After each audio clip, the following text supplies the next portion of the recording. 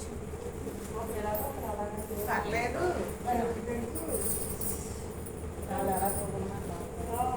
బయలు కూర్చుంటే మాకు అందరికి వినబడుతుంది అంటే ముందు ఒకళ్ళు మాకు కావాలి. అది మరి మా వెనకాల ఎదురు కూర్చున్నాం కదా అలాగే.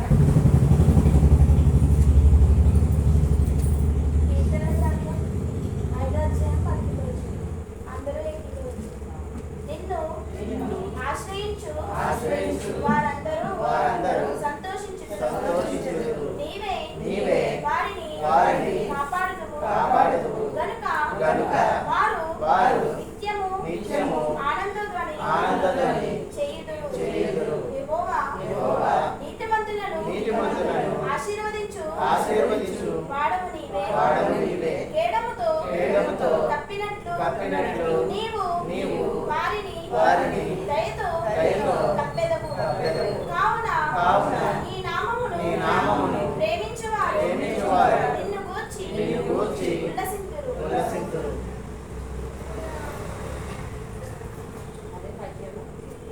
ఈ కీర్తన గ్రంథం ఈ 5వ అధ్యాయంలో దావీదు గారు ఆయన దేవుడికి ప్రార్థన చేస్తున్నారు. ఆయన అంటున్నారు, నిన్ను ఆశ్రయించు వారందరూ సంతోషించుదురు అని అంటున్నారు. అంటే మనం ఆయన్ని ఆశ్రయించామంటే మనం సంతోషంగా ఉంటామని. అంటే మనం దేవుని దగ్గర ఉండి దేవుడిలో ఉండి ఆయన ఆశ్రయాన్ని పొందామంటే మనకు సంతోషం వస్తుంది. మనం ఎలాంటి బాధలో ఉన్నా సరే మనకు సంతోషం కావాలంటే మనం ఆయన ఆశ్రయంలో నివసించాలి. నీవే వారిని కాపాడుదువు కనుక వారు నిత్యము ఆనందధ్వని చేయుదురు. మనల్ని కాపాడేవారు ఎవరు ఉంటారు? ఆయన. కాబట్టి ఆయన అన్న దావీదు గారు నీవే వాళ్ళని కాపాడుతావు కనుక వారు నిత్యము ఆనందధ్వని చేస్తారు. అంటే మనల్ని కాపాడే వాళ్ళని అంటే మనం ఎప్పుడు ఇలా ఇప్పుడు ఎవరైనా సాయం చేసిన పలానా టైంకి మీరు వచ్చి సాయం చేశారు కాబట్టి ఇప్పుడు ఎలా ఉన్నామని అనుకుంటాం కదా. అలాగే మనకి సాయం చేయించింది కూడా దేవుడే. మనుషుల ద్వారా మనకి ఏదైనా హెల్ప్ కావాలంటే దేవుడే చేపిస్తారు. మనం దేవుడి దగ్గర వచ్చి మొరపెట్టుకుంటే ఆయన మనకి మనుషుల ద్వారా మనకి సహాయం పొందేలాగా మనకి చేస్తారు. అలాగే నీవే కదా వాళ్ళందరినీ కాపాడుతావు కనుక వాళ్ళు నిత్యం అంటే ఎల్లకాలము ఆనందధ్వని చేయుదురు అని. ఫస్ట్ ఆయన్ని ఆశ్రయించామంటే మనకి సంతోషం కలుగుతుంది. ఆయన మనల్ని కాపాడుతారు. అంటే ఆయన కాపాడాలంటే మనం ఏం చేయాలి? ఆయనకి మొరపెట్టుకోవాలి, ప్రార్థన చేసుకోవాలి. దేవా నేను ఈ స్థితిలో ఉన్నాను, నా మొర ఆలకించమని మనం ప్రార్థన చేసుకుంటే ఆయన మనల్ని కాపాడడానికి ముందొస్తారు. అంతేగాని మనం ప్రార్థించకుండా దేవుడిని వచ్చి నువ్వు చేయలేదు నేను ఎలా అయిపోయాను అని చెప్పేసి అనడానికి మనం అర్హులు కాదు. మనం ఆయన్ని అడిగితేనే ఆయన మనల్ని కాపాడుతారు. అడగకుండా కూడా కాపాడగలరు. అది ఎలాగంటే మనలో నిజాయితీ నీతి ఆయన ఎంత విశ్వసిస్తే మనం అడగకుండానే మన బాధను ఆయన తెలుసుకొని కాపాడుతాం. మనకి ఏమున్నా సరే దేవుడికి తెలిస్తే అన్ని కనుక వారు నిత్యము ఆనందధ్వని చేయదు. మనం నిత్యము ఆనందధ్వని చెయ్యాలి అంటే ఆయన ఎందుకు మనం ఆయనకి మొరపెట్టాలి. ఆయన మన ప్రార్థన ఆలకించి మనల్ని కాపాడుతాడు. కాబట్టి మనం ఆయన ఎందుకు నిత్యము ఆనందధ్వని చేస్తాం. మనకి ఆనందం ఎక్కువ ఎక్కడ దొరుకుతుంది? ఆయన సన్నిధికి వస్తేనే కదా. మనం ఎంత బాధగా ఉన్నా ఆయన సన్నిధిలో కొంచెంసేపు కూర్చొని ప్రార్థన చేసి అయ్యగారు వాక్యం చెప్పిన వాక్యంలోంచే మనకి ఆ దుఃఖమంతా పోతుంది, సంతోషం వస్తుంది. మనకే తెలియదు అది ఎలా వస్తుందంటే. అలాగే దేవుని సన్నిధిలో మనం ఎప్పుడూ ఆనందధ్వని చేయాలని చెప్తున్నాం. యెహోవా నీతిమంతులను ఆశీర్వదించేవాడు నీవే. నీతిమంతులను ఆశీర్వదించేవాడు ఆయనే. అంటే మనల్ని కాపాడేవాడు ఆయనే. మనల్ని రక్షించడం అంటే ఆయన మనం ఆశ్రయిస్తాం కాబట్టి మనకి సంతోషం.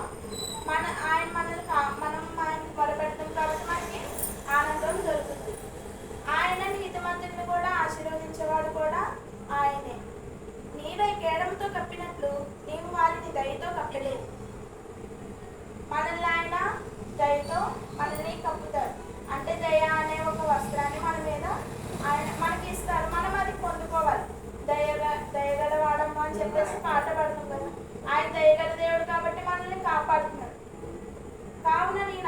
ప్రేమించేవారు నిన్ను గురించి ఉల్లసింది. మనం సంతోషిస్తాము, ఆనంద ధ్వని చేయాలి, మనం ఉల్లసించాలి అని చెప్పేసి అంటున్నారు కదా. మనం ఎలా సంతోషిస్తాం? ఆయన్ని ఆశ్రయించినప్పుడే మనం సంతోషిస్తాం. ఆయన ఎంత ఎవరమైతే మనం ఆయన్ని నిన్ను ఆశ్రయించు వారందరూ సంతోషించు, ఆయన ఎంత మనం ఆశ్రయం పొందితే మనం తప్పకుండా సంతోషిస్తాం.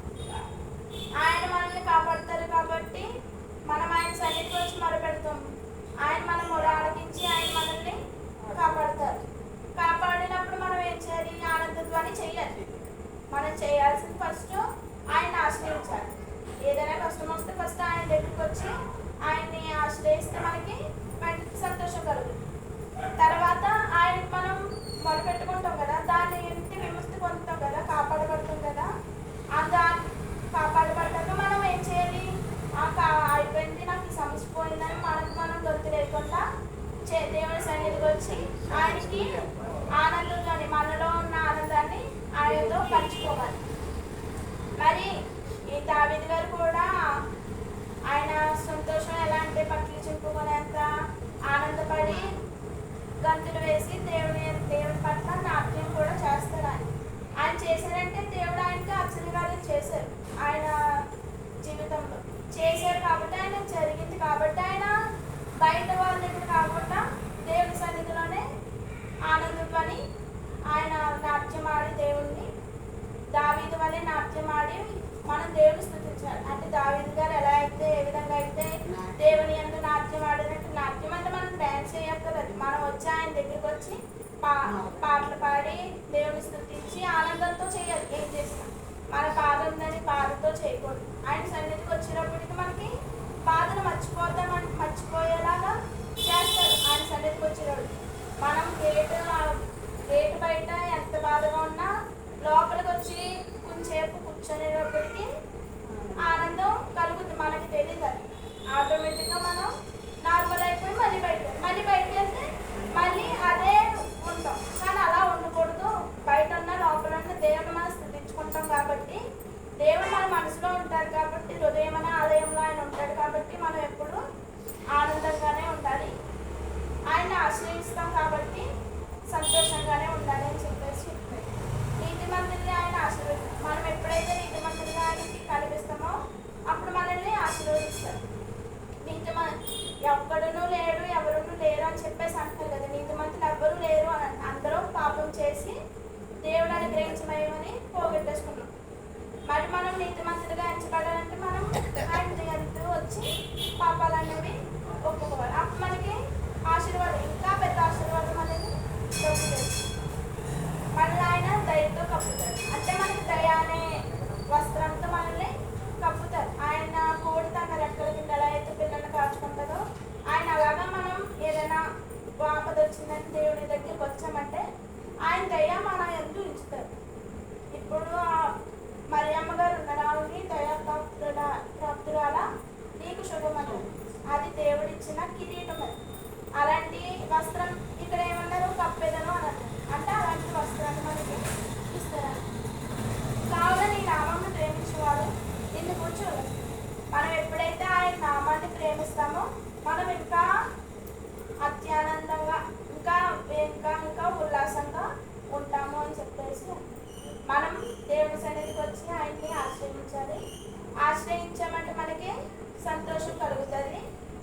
ఆయన మనకి ఇచ్చే ఆనందంలోనే మనం ఆయన ఎందుకు చేయాలి.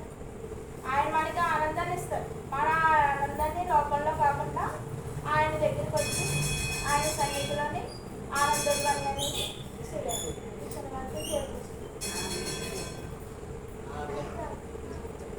కీర్తన 15 అధ్యాయం. యెహోవా నీ గుడారంలో అతిథిగా ఉండదగిన వాడెవడు? నీ పరిశుద్ధ పర్వతం మీద నివసింపదగిన వాడెవడు? యథార్థమైన ప్రవర్తన కలిగి నీతిని అనుసరించుచు హృదయపూర్వకముగా నిజము పలుకువాడే. దావీదు గారు యెహోవాను అడుగుతున్నారు, యెహోవా నీ గుడారంలో అతిథిగా ఉండదగిన వాడెవడు? ఆయన గుడారంలో అంటే ఆయన ఇంట్లో అతిథిగా. ఇప్పుడు మన ఇంటికి ఎవరైనా అతిథి వచ్చాడంటే మనం ముందు అడుగుతాం, బయట అడుగుతాం, ఎవరు మీరు ఏంటి అని చెప్పేసి అడుగుతాం. మనకి ఏమైనా బంధువు అయితే లోపలికి రమ్మంటాం. అతను ఏమైనా పిచ్చోళ్ళ ఉంటే మనం లోపలికి రానిస్తామా? రానివ్వం.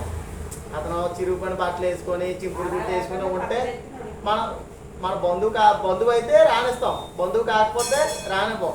కానీ దేవుడు మట్టికి నీ గుడారంలో అతిథిగా ఉండదగిన వాడు ఎవడు అని చెప్పేసి దావీదు దేవుని ప్రశ్నిస్తున్నాడు.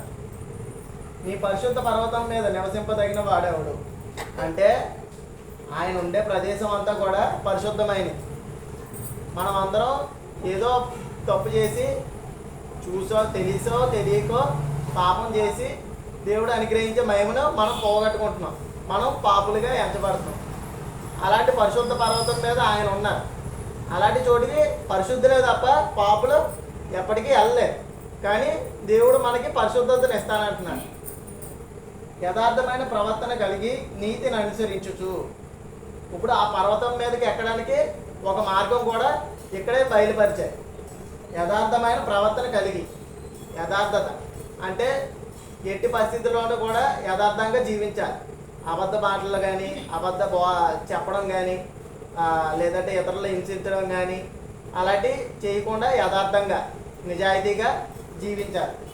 ప్రవర్తన కలిగి నీతిని అనుసరించుచు. నీతి దేవుని వాక్యమే మనకి నీతిగా ఎంచబడ్డది కాబట్టి దేవుని వాక్యాన్ని అనుసరించుచు హృదయపూర్వకముగా నిజము పలుకువాడే. మనస్ఫూర్తిగా అంటే మనసులో ఉంచుకొని బయట ఒక మాట మాట్లాడడం కాకుండా హృదయపూర్వకంగా నిజం పలికేవాడే ఆ పరిశుద్ధ పర్వతానికి ఎక్కుతాడు. ఆయన గృహంలో దేవుని గృహంలో అతిథిగా ఉంటాడు. మనం ఏమేమి కలిగి ఉండాలి? యథార్థమైన ప్రవర్తన కలిగి ఉండాలి, నీతిని అనుసరించాలి, హృదయపూర్వకంగా నిజం మాట్లాడాలి. ఈ మూడు పాటిస్తే దేవుని గుడారంలో అంటే పరిశుద్ధ పర్వతం మీద ఆ పరలోకంలో మనం అడుగు పెట్టగలం. అట్టివాడు నాలుకతో కొండెమలాడడు, తన చెలికానికి కీడు చెయ్యడు, తన పొరుగువాని మీద నింద మోపడు. ఇప్పుడు ఈ యథార్థమైన ప్రవర్తన కలిగి ఉన్నవాడు, నీతిని అనుసరించే వాళ్ళు, హృదయపూర్వకంగా నిజం పలికే వాళ్ళు కూడా ఈ చెయ్యరు. అట్టివాడు నాలుకతో కొండెమలాడాడు, నాలుకతో ఇతరులు దూషించడం గట్ట చేయడు అని చెప్తున్నారు. తన చెలికానికి కీడు చేయడు, ఇతరులకి కీడు చేయడు, తన పొరుగువాని మీద నింద మోపడు. ఇప్పుడు ఈ యథార్థమైన జీవితం యథార్థ దీనికి ఎలాగా అంటే ఇవి చేయకుండా ఉంటే ఈ యథార్థమైన ప్రవర్తన కలిగి ఉన్నట్లు మనం లెక్క. నాలుగుతో ఇతరులు దూషించకూడదు, ఎవరికి కీడు చేయకూడదు, పొరుగువాని మీద నింద మోపకూడదు. ఇవన్నీ చేయకుండా ఉంటే మనం యథార్థమైన ప్రవర్తన కలిగి ఉన్నామని అర్థం. తన దృష్టికి నీచుడు అసహ్యుడు అతడు యెహోవా యందు భయభక్తులు గలవారిని సన్మానించును. అతని దృష్టికి నీచుడు అసహ్యుడు. దేవుని దృష్టికి నీచుడు అంటే ఎంత చెప్పినా మారలేనివాడు. ఇప్పుడు సపోజ్ ఎవరైనా ఒక వ్యక్తి తీసుకున్నామంటే ఆ వ్యక్తి ఏదైనా బానిస అయ్యాడంటే దాని నుంచి బేగా విడిచిపోలేడు. మనం ఎంత చెప్పినా సరే దాన్ని వ్యసనంగా మార్చేసుకున్నాడు కాబట్టి దాన్ని మానలేడు. అలాంటి వాళ్ళని నీచుడి కింద లెక్కేస్తున్నాడు దేవుడు. ఇప్పుడు మనం కూడా దేవుడు మీరు లోకల్లో భారం మోస్తున్నారు, మీరు భారం మోసి నా దగ్గర రండి నేను విశ్రాంతిని ఇస్తానని చెప్పేసి ఆయన ఎప్పుడూ కూడా చెప్తూనే ఉంటున్నారు. మీరు నా దగ్గర రండి నేను మీకు విశ్రాంతిని ఇస్తానని చెప్పేసి. కానీ మనం ఆయన దగ్గర రావట్లేదు. ఆయన దగ్గర రాకుండా లోకల్లోనే ఉండి దేవా నాకు ఇది ఉంది నాకు అది ఉంది అని చెప్పేసి చెప్తున్నాం. అది ఎంతవరకు కరెక్ట్? మనం ఆయన సన్నిధికి వచ్చి ఆయన సన్నిధిలో వచ్చి మొరపెట్టుకోవాలి. ఏ బాధ అన్నా, ఏ సమస్య వచ్చినా, ఓ సంతోషం వచ్చినా, ఆయన కృతజ్ఞత తెలపాలన్నా ఆయన సన్నిధిలోకి వచ్చి మనం ఆనందంతో ఆనందధ్వని చేయాలి. ఆయన సన్నిధిలో మనం ఆనందధ్వని చేయాలి. ఇలా చేయలేని వాడు ఏమవుతాడంటే ఆయన దృష్టిలో నీచుడు అవుతాడు. ఆ నీచంగా ప్రవర్తించే వాళ్ళు ఆయనకి అసహ్యులు, అంటే అతనికి దేవునికి ఇష్టం లేని వాళ్ళు. యెహోవా యందు భయభక్తులు గలవారిని సన్మానించుడు. యెహోవా యందు భయభక్తులు గలవారిని సన్మానిస్తారు. ఈ లోకల్లో మనం ఎవరెవరినో పెద్ద పెద్ద విఐపీలని, ఎమ్మెల్యేలని, సీఎంలని, ఇలా అధికారంలో ఉన్నవాళ్ళు, డబ్బుతో ఉన్నవాళ్ళు, ఇలా మంచి పనులు చేసే వాళ్ళని సన్మానిస్తాం. కానీ దేవుడు వీళ్ళందరినీ కాదు సన్మానించేది. యెహోవా యందు భయభక్తులు కలవాలి. యెహోవా యందు భయము భక్తి కలిగి ఉన్న వాళ్ళు మాత్రమే దేవుడు సన్మానిస్తాడు. ఇంతకుముందు మనం ఇంకోటి చదువుకున్నాం, యెహోవా యందు భయభక్తులు కలిగి ఉంటే జ్ఞానానికి మూలమని. అలాగే ఆ జ్ఞానానికి మూలం కాకుండా ఈరోజు మళ్ళీ మరొక వాక్యం మనకి బయలుపడ్డది. ఆయన యందు భయభక్తులు కలిగి ఉంటే మనకి సన్మానిస్తారు. ఆయన ప్రేమతోనో లేదంటే దయతోనో చెప్పలేం. ఆయన వస్త్రం కిరీటం పెట్టో లేదంటే వస్త్రం తొడుగో మనకి సన్మానం అన్నది చేస్తాడు. అతడు ప్రమాణం చేయగా నష్టం కలిగినను మాట తప్పడు. దేవుడు ప్రమాణం చేయగా ఆయనకి నష్టం కలిగిన, ఇప్పుడు నేను నీతో నిబంధన చేసుకున్నానంటే ఒక మాట నాకు నష్టం కలిగిందంటే నేను పక్కకి వెళ్ళిపోతాను. నాకు లాస్ వచ్చేస్తుంది, నేను దీంట్లో చేస్తే నాకు లాస్ వచ్చేస్తుంది అని చెప్పేసి నేను సైడ్ అయిపోతాను. కానీ దేవుడు ఇచ్చిన మాట తప్పడు. అది దేవుని వాక్యం చెప్తుంది. అతడు ప్రమాణం చేయగా నష్టం కలిగినను మాట తప్పడు. దేవుడు మాట తప్పేవాడు కాదు. ఎందుకంటే ఆయన యథార్థవంతుడు కాబట్టి, నీతిమంతుడు కాబట్టి ఆయన మాటకి అనడం తప్పడు. నీకు మాట ఇచ్చాడంటే ఆ మాట ప్రకారం నడుచుకుంటాడు. ఇప్పుడు అబ్రహాం గారికి మాట ఇచ్చారు, ఏమని? నీవు ఇసుకరేణు ఆకాశ నక్షత్రాలు లెక్కెట్టు అంతమంది సంతానం ఇస్తాను, ఇసుక రేణువులు లెక్కెట్టు నీకు అంతమంది సంతానం ఇస్తానని చెప్పేసి దేవుడు ప్రమాణం చేశాడు, నిబంధన. ఆ నిబంధన ప్రకారమే మన ఈ విశ్వాసులందరికీ తండ్రిగా అబ్రహాం నియమించారు. ఎంతమంది విశ్వాసులు ఉన్నాం మనం? ఇప్పుడు మన సన్నిధిలో ఎంతమంది ఉన్నాం? ఇలా మన భారతదేశం, మన మొత్తం ప్రపంచంలో, మన ఆంధ్రప్రదేశ్లో, మన రాష్ట్రంలో ఎంతమంది ఉన్నారు విశ్వాసులు? వీళ్ళందరికీ తండ్రిగా ఇసుక రేణువులే. వాళ్ళందరినీ పోగేయాలంటే కళ్ళు చాలా, అంతమంది అయిపోతాం. అంతమందికి కూడా అబ్రహాం గారిని తండ్రిగా ఇచ్చారు. ఆయన ఇచ్చిన మాట తప్పాడా? తప్పలేదా? తప్పలేదు కదా. అలాగే మనతో కూడా ఏమైనా మాట ఇచ్చారంటే, ప్రమాణం చేశారంటే ఆ మాట ఎప్పటికీ తప్పడు. తన ధన్యము వడ్డీకి ఇయ్యడు, ద్రవ్యము నిరపరాధిని చెరుపుటకై లంచము పుచ్చుకొనడు. ఈ ప్రకారం చేయువాడు ఎన్నడనూ కదల్చబడ్డాడు. తన ద్రవ్యము వడ్డీకి ఇయ్యడు. ఇప్పుడు మనకి ఏదైనా పని చేసామంటే దానివల్ల ఎంతో కొంత లాభం రావాలని ఆశిస్తాం. ఇప్పుడు ఏదైనా కష్టపడ్డామంటే ₹1 రావాలనే కదా, ₹1 ఉంటేనే ఇక్కడ బతకగలం లోకల్లో. అలాగని చెప్పేసి ఒకళ్ళు ఆపదలో ఉన్నారని చెప్పేసి వాళ్ళ అవసరాన్ని మనం అవకాశంగా మార్చుకోకూడదు. దేవుని వాక్యం ఇక్కడ అదే సెలవిస్తుంది. తన ద్రవ్యము వడ్డీకి ఇయ్యడు. ఇలా యథార్థంగా ఉండేవాడు, నీతిని అనుసరించేవాడు, హృదయపూర్వకంగా నిజం మాట్లాడేవాడు తన ద్రవ్యాన్ని ఎప్పుడు వడ్డీకి ఇయ్యడు. ఇతరులు నిరపరాధిని చెరుపుటకై లంచం పుచ్చుకొనడు. ఇప్పుడు కోర్టుల్లో గట్ట ఎన్నో కేసులు ఉంటాయి. కొంతమంది నిర్దోషులు ఉంటారు, దోషులు ఉంటారు. ఇలా నిర్దోషుల్ని దోషుల కింద మార్చేయడానికి కొంతమంది లంచం కూడా ఇస్తారు. అలాంటి లంచం కూడా పుచ్చుకోకూడదు. అంటే అక్కడే జరుగుతుందని కాదు, మనకి ఎక్కడైనా జరుగుతుంది. ఇదిగమ్మా నీకు ఈ పని అప్ చెప్పేస్తాను, మీ ఓడికి చెప్పకని చెప్పేసి ఇలాంటివి జరుగుతూ ఉంటాయి. ఈ ప్రకారం చేయవాడు ఎన్నడనూ కదల్చబడడు. ఈ విధంగా యథార్థంగా హృదయపూర్వకంగా నిజం పలికేవాడు, నీతి అనుసరించేవాడు కూడా ఎన్నడనే కదల్చబడడు. అంటే ఆయన పునాది గట్టిగా ఉంటుంది. అంటే ఇసుకలో వేసిన పునాది కన్నా బండ మీద వేసిన పునాదే గట్టిది. అలాగే బండ మీద వేసిన పునాది అంతా స్ట్రాంగ్గా తన విశ్వాసం తన దృఢంగా ఉంటుంది. ఈరోజు వాక్యంలో మనం యెహోవా సన్నిధికి అతిథిగా వెళ్ళాలంటే ఆయనకి మనం యథార్థమైన ప్రవర్తన కలిగి ఉండాలి, నీతిని అనుసరించాలి, హృదయపూర్వకంగా నిజం మాట్లాడాలి. ఈ విధంగా చేస్తే ఆయన గృహంలో అతిథిగా వెళ్ళి ఆతిథ్యం పొందుతాం. ఇప్పుడు అతిథి ఎందుకు వెళ్తాడు? ఆతిథ్యం కోసమే, భోజనం కోసమే. ఆయన ఎంతో అతిథి మర్యాద, ముసలామిని కూడా శంకని పెట్టుకొని ఎత్తుకొని తినిపిస్తాను అంటున్నాడు చిన్నపిల్లల. ఆయనకి అంత ప్రేమను మనం పొందుకోవాలని ఆశిస్తూ ఈ యెహోవా ఇచ్చిన వాక్యం దీవించింది.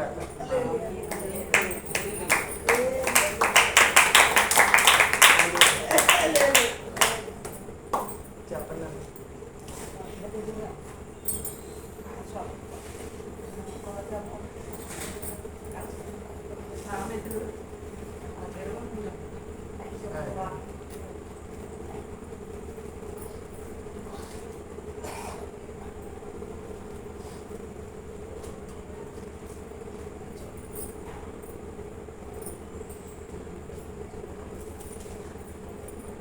బుద్ధిహీనులారా మీరెన్నాళ్ళు జ్ఞానము అసహించుకుందురు.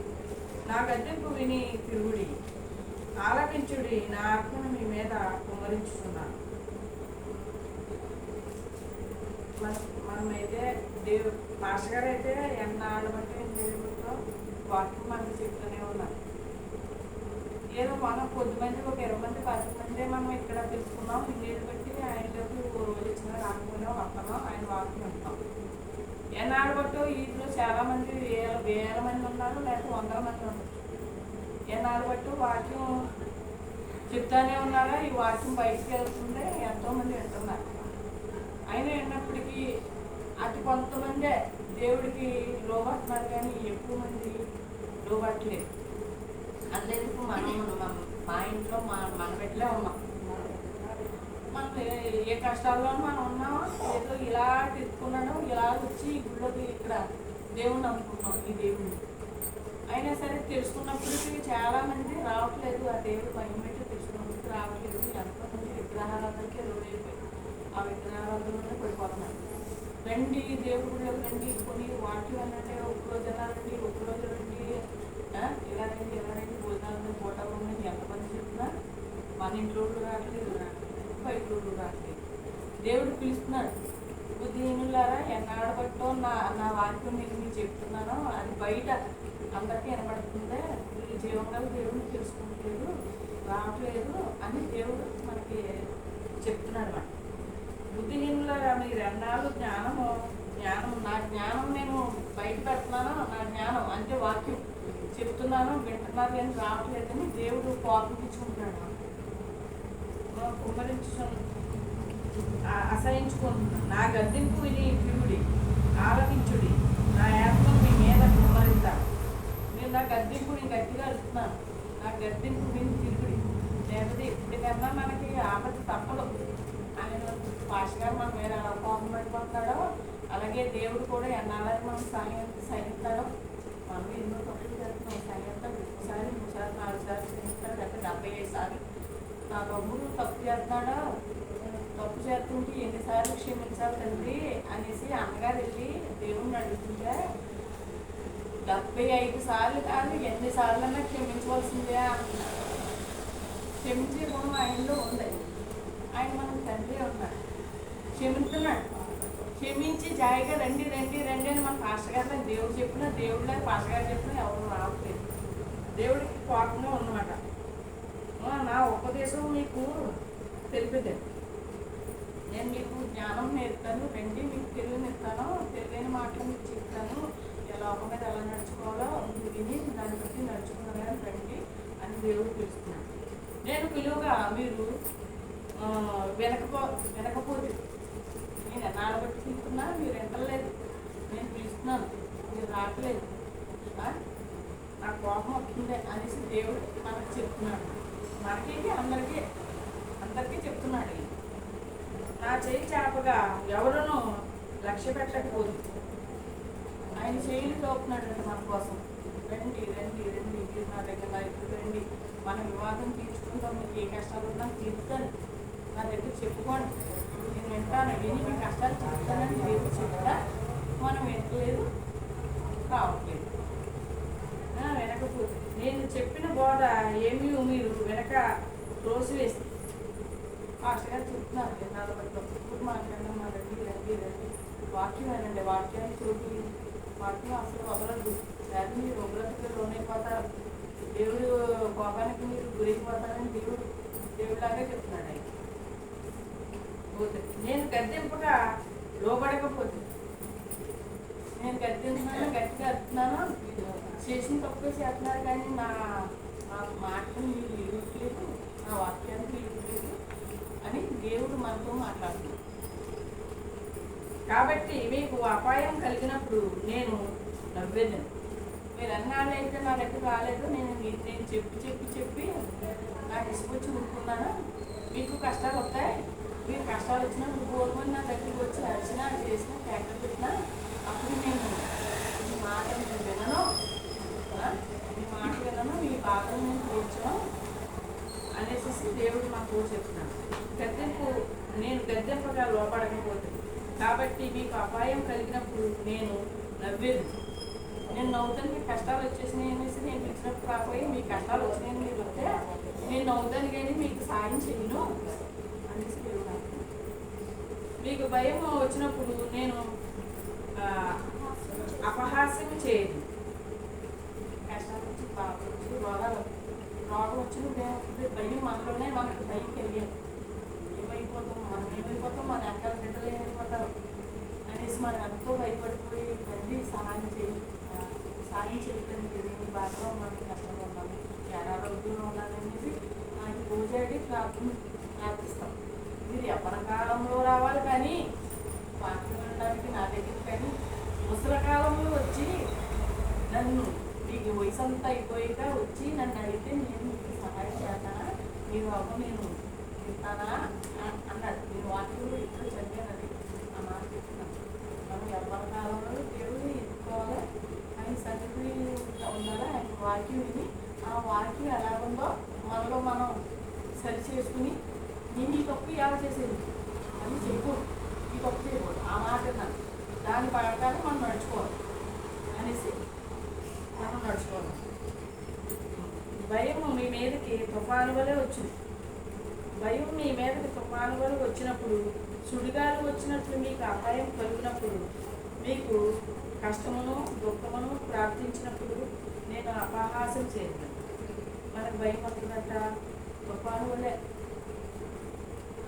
సుడిగాలు వల్లే మనకి ఎన్నో బాధలు కష్టాలు వస్తాయి.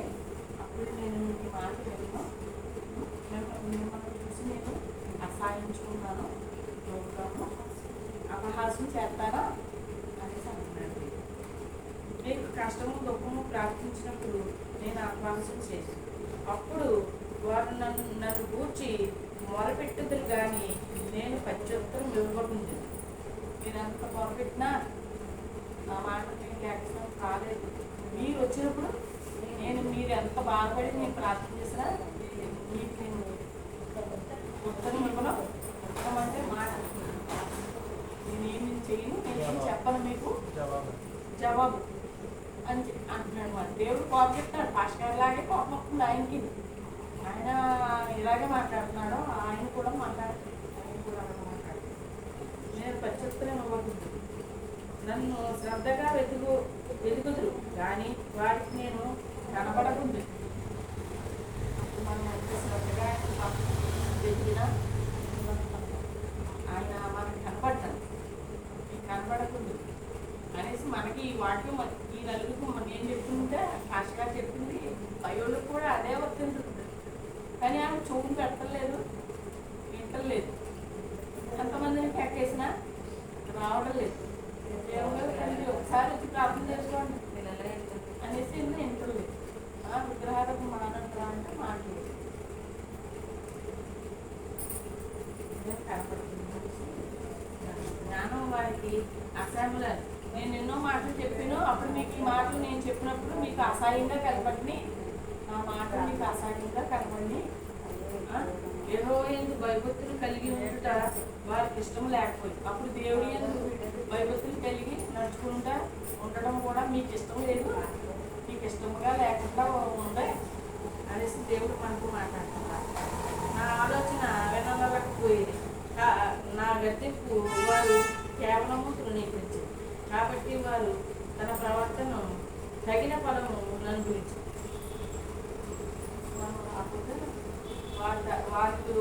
వారికి ఏదొస్తుందో అదే వాళ్ళు అనుభవిస్తారు. కానీ నేనేమి చేయను అని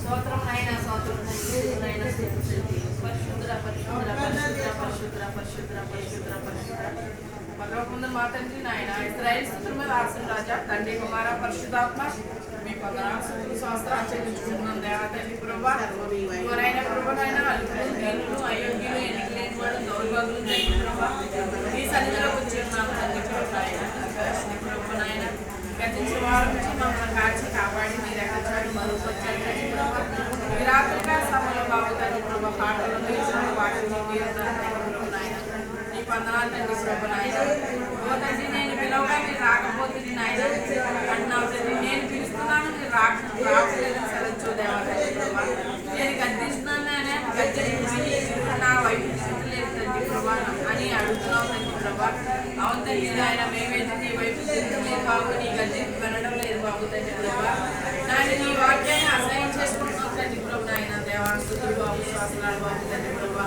ఎన్నాళ్ళు నాయన బుద్ధిహీనులుగా ఉంటారు తండ్రి బుద్ధి లేని వారుగా ఉంటారు అడుగుతున్నావు తండ్రి ప్రభు నాయన ఎన్నో ఎందుకు బాబు తెలుసుకుని బాబు తండ్రి ప్రభా నిన్ను నాయన నమ్ముకుంటుంది ప్రభా అయినా నాయన ప్రభా మేమైతే బాబు బుద్ధిహీనులాగా ఉన్నాం తండ్రి బుద్ధి లేని వారిగా ఉన్నాం తండ్రి నాయన నువ్వు మంచి మాటలు చెప్తాను తండ్రి అని అన్నా తండ్రి ప్రభా మేము రాలేకపోయినాం అందరూ రాలేకపోతున్నాం తండ్రి ప్రభు నాయన నీ కోపం మా మీద చూపించదు బాబు తండ్రి ప్రభు నాయన నువ్వు కోపపడగానైనా మేము ఏ పాటి వాళ్ళు తండ్రి నాయన మేమైతే కట్టుకు వంటి వారు తండ్రి ప్రభు నాయన నీ స్థితులు బాబు సంవత్సరాలు మా జీవితం ఏం పడుతుంది నాయన ఆలోచి జీవితం తండ్రి ప్రభా దేవాన్ని స్థుతులు బాబు గద్దెపోయి కోపం పడుతుందండి ప్రభా దీనులు బాబు అల్పులు తండ్రి నాయన మా తప్పులు అపరాధులు మా దోషములను క్షమించు బాబు తండ్రి ప్రభా మా బిడ్డల తప్పులు పొరపాట్లు మన్నించు బాబు తండ్రి ప్రభు నాయన ఇదిగో తండ్రి వారు ఉదయం పట్టుకోతండి ప్రభా వారు ఉదయాలు మాట్లాడు బాబు తండ్రి ప్రభా నేను నడిపించు బాబు తండ్రి ప్రభు నాయన ఏ అపాయం ఏ కష్టం ఏ బాధ ఏ రాకుండా వచ్చినా బాబు తండ్రి తట్టుకునే శక్తి మాలో లేదు బాబు తండ్రి ప్రభు దేవా నీ స్థుతులు బాబు శాస్త్రాలు బాబు మేము తట్టుకోలేము దేవా తండ్రి ప్రభా నువ్వే మాకు సహాయం చేయాలి తండ్రి నువ్వే కాపుదాలు ఉంచాలి తండ్రి ప్రభా నీ బలపరిస్తే మాకు తోడుకొచ్చాలి బాబు తండ్రి ప్రభా నీ స్థుతులు శాస్త్రాలు వందనాలు చెల్లించుకున్నాను దేవా తండ్రి ప్రభా మా కొరకు ఈ లోకానికి వచ్చిన ఆయన మా పాపాల కొరకు మా పాప నిమిత్తం కొరకు ఆయన కలుగుదేవి నీ ప్రాణాశక్తి అనిపించిన ఆయన నీ విలువైన రక్తం చెరువులో కాల్చినావు దేవా తండ్రి నువ్వు కాల్చిన రక్తంతో మాకు నిత్యజీవాన్ని ఇచ్చావు తండ్రి నాయన మా పాపాలను విడిపించిన ఆయన నిత్యజీవాన్ని నడిపించిన మాత్రమే నీకు వందనాలు బాబు తండ్రి ప్రభా రొక్కన దొంగ అయితే నాయన తన పాపాన్ని ఒప్పుకున్నాడు బాబు మేము పాపలు తండ్రి ఎన్నో పాపాలు చేసాము ఆయన మమ్మల్ని క్షమించు బాబు తండ్రి ప్రభు నాయన అబ్రహాము కుటుంబమును ఆనందించున్నావు దేవా తండ్రి ప్రభా నాయన ధనవంతుడు నాయన నరకంలోకి పంపివేసావు దేవా తండ్రి ప్రభా నాయన నీ కోపం మా మీద నీ జాలి నీ దయ నీ ప్రభా మాకు అనుగ్రహించు బాబు తండ్రి ప్రభా నీ బలమైన హస్తం మాకు తోడుకొచ్చు బాబు తండ్రి ప్రభా నీ చల్లని చూపు మాకు తోడుకొచ్చు బాబు తండ్రి ప్రభు నాయన నీ దయ వాక్యాన్ని మాకు తోడుకొచ్చు దేవా తండ్రి ప్రభా బాబులు అయ్యో నీకు లేని వాడు తండ్రి నాయన ఈ రాత్రి కాల సమయంలో ఈ బిడ్డలందరూ నాయన నీ సన్నిధికి వచ్చాం వచ్చిరాని ప్రార్థన పాసం చేసుకుని బాబు ప్రార్థన వస్తుంటే పొరపాటు మన్నించు బాబు తండ్రి ప్రభా అన్న ప్రార్థించగా నాయన గర్భాన్ని తెరించినాడు తండ్రి ప్రభా ఇదిగే అన్నాడు నాయన పొడిగించిన వాడు దేవనాయన ఇదిగే కన్నీటితో ప్రార్థించగా నాయన ప్రభా 15 సంవత్సరములు నాయన ఆయుష్ పొడిగించిన నా తండ్రి నీకు వందనాలు బాబు తండ్రి నాయన అడుగులాగా తల్లి కట్టపడక బాబు తండ్రి నాయన బాగా పడకుండా రోజున తండ్రి ప్రభా నాయన నీటి కొడుకు పక్కన తయారు చేసిన నా తండ్రి నీకు వందనాలు బాబు బుద్ధి లేని వారు బుద్ధి చెప్పు జ్ఞానం లేని వారు జ్ఞానం ఇచ్చేవు తండ్రి ప్రభా నాయన జ్ఞానం నేర్పి నడిపించేవు తండ్రి ఇశ్రాయేలుకి ఎర్ర సముద్రం పాయలుగా చేసిన వాడు తండ్రి ఆకాశం మన్నాను కురిపించిన వాడు నేడం దాచరసంగా మార్చిన వాడు తండ్రి ప్రభా నా దేవా నీకు వందనాలు తండ్రి నాయన మా ప్రార్థనలు మా దోషములు మా తప్పులు క్షమించు బాబు తండ్రి నాయన నీ బిడ్డలు మట్టు వారు తండ్రి నీ కోపం మా మీద దేవా తండ్రి ప్రభా నీ జాలి మాకు తోడుగా ఉంచు బాబు తండ్రి ప్రభా మా బిడ్డలు మా నాయన మా సంతానాన్ని బాబు నాయన మా వంశాన్ని జీవించి ఆశ్రయించండి బాబు మా పితరుల దేవుడు బాబు తండ్రి నాయన మా దేవమా తండ్రి నీకు వందనాలు బాబు తండ్రి అబ్రాహ్మ దేవుడు ఇస్సాకు దేవుడు యాకోబు దేవా నీకు వందనాలు చెల్లించుకుంటున్నాను దేవా తండ్రి నాయన నీ స్థుతులు బాబు స్వస్త్రాలు వందనాలు చెల్లించుకుంటున్నాను దేవా తండ్రి ప్రభు నాయన నాయన అబ్రాహ్మతో మాట్లాడు నాయన దావీదుతో మాట్లాడు నాయన సొలొమోనుతో మాట్లాడు తండ్రి ప్రభా నాయన సమరస్త్రీతో మాట్లాడిన వాడు దేవా తండ్రి ప్రభా ఎంతో మందిని మాట్లాడి నడిపించిన వాడు దేవా తండ్రి ఇవే మాకు తోడు నేడు దేవా తండ్రి ప్రభా మా కష్టాలు ఇరుకులు ఇబ్బందులు తెలుసు బాబు తండ్రి ప్రభా సమస్తమును తీర్చుతండి నాయన మా కలిగి తండ్రి నువ్వే దేవ మాకు ఎవరు లేరు బాబు తండ్రి ప్రభు నాయన నీవే దిక్కులో నడిపించి మా ఆలోచన హృదయ ఆలోచన నాయన నీకు తెలుసు బాబు నాయన హృదయ అంతరంగములు ఎదిగే నాదుడు దేవా మా హృదయం ఏముందో నీకు తెలుసు బాబు తండ్రి ప్రభు నాయన మా కష్టాలు ఇరుకులు ముందు వ్యాధి బాధలు తొలగించి బాబు ఆరోగ్యం శక్తి దయచేయండి. మా బిడ్డలు దీవించండి, మనవలు దీవించండి, ఇరువురు వారిని దీవించండి, పాడిని దీవించండి, పంటలు దీవించండి, పశువులు దీవించండి, గర్భఫలాన్ని దీవించి ఆశించండి బాగుంటుంది ప్రభా. ఎక్కడైతే వాతావరణం బాగాలేదు బాగుందండి, అక్కడైతే బాగుందండి ఆయన. ఎంతో మంది మరణించుకుంటారండి ప్రభు ఆయన. నీటితో కొట్టుకుంటున్నారు ప్రభు ఆయన, జలప్రయాణంలో కొట్టుకుంటున్నారు దేవతండి. అందరినీ ఆదరించి బాబు తోడుకుంటున్నాయని నేడకుండే ప్రాణాన్ని కాపాడుతుంది ప్రభా. నీకు స్థితి స్వస్థాడు వందనాలు చెల్లించుకుంటున్నాను దేవనైనా. ఈ చల్లనైనా సాయంత్రంలో బాగుంటుంది. వచ్చిరాని ప్రార్థన ఈ దీర్ఘాలకు సారి జ్ఞాపకం చేసుకోమని బాబు. ఈ దీర్ఘాల ప్రార్థన ఆలకించిన ఆయన నీ వాక్యం పట్ల ఆయన పడుకునే భాగం అని ప్రసాదించి బాబు ఆయన. నీ వాక్యం నేను బయటికి వెళ్ళి నైనా ప్రభా నాయన కోపంతో ఎదరవాన్ని తిట్టుకుని నాయన ఆలోచన మాకు వద్దు బాబు నాయన. అందరితోటి ప్రేమ ఐక్యతగా నడుచుకునే భాగ్యం మాకు ప్రసాదించు బాబు ప్రభా. సంతోషం ఆనందం దయచేది ప్రభు నాయన. నీ స్థితులు బాబు స్వాతంత్రాలు వందాచరించుకుంటూ బాబు నాయన. రేపు నాయన ప్రభు ఆదివారం నీ సన్నిధిలో తొందరగా అందరూ నాయన కూర్చుని నీ వాక్యం విని నీ పాటలు పాడే భాగ్యం మాకు ప్రసాదించమని తండ్రి ప్రభా. మా బిడ్డలందరినీ కాసి కాపాడమని ఏ బిడ్డలు కాసుకుంటున్నా తీర్చమని తండ్రి నీ బంగారు పాదాలు వేడుకోరుకుంటున్నాయన. నీ ప్రియ కుమారుడు మా ప్రాణ రక్షకుడిని యేసుక్రీస్తు సర్వశక్తి గల నామములో అడిగి వేడుకునుచున్నాము తండ్రి. ఆమేన్.